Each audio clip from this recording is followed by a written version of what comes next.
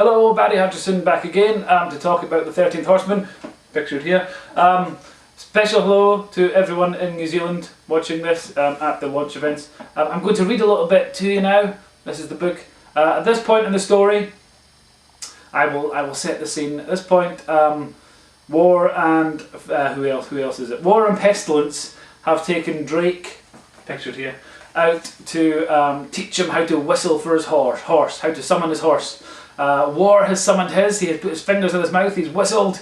There's been a big clap of thunder, a big gust of wind, and this majestic red horse with fire for a mane has come leaping out of thin air.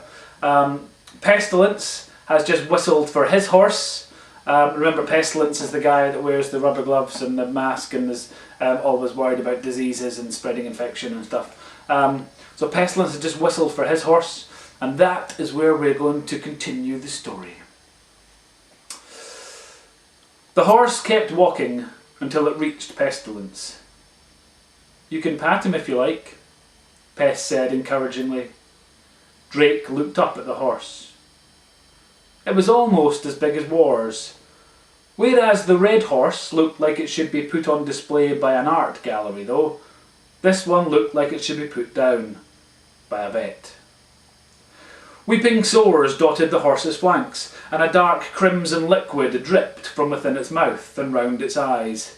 Its tail and mane were ragged and filthy. As it walked, Drake could see every one of its ribs beneath its dry, shriveled skin. The horse whinnied loudly, but the whinny became a cough, and the cough, eventually, became a raspy wheeze.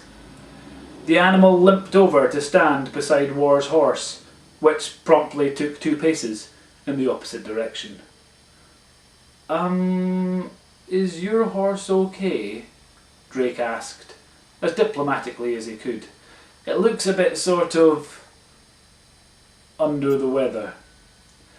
"Don't let his appearance fool you," Pestilence said. "He's fit as a fiddle, that one. Aren't you, love?" The horse neighed, retched, then vomited onto the grass. "Fit as a fiddle," Pestilence repeated, somewhat less confidently. "Now it's your turn," War said. "My turn for what?" "Summon your steed. Call forth the pale horse," War told him. Drake nodded uncertainly. "How do I do that?" "You whistle," snapped War, whose patience was rapidly approaching wafer thinness. "Like we did." "I can't whistle." War stared. A breeze blew. Pestilence's horse suffered spectacular diarrhea. "What did you say?" "I said I can't whistle. Is that a problem?" War's teeth clamped together until there was barely room for the words to escape. "Yes," he growled, "that's a problem. If you can't whistle, how can you call your horse?" "I don't know. Can't I just shout or something?" "And what would you shout exactly?" "Sort of, 'Here, horsey, horsey,' or something," Drake suggested. "Would that work?" War shook his head.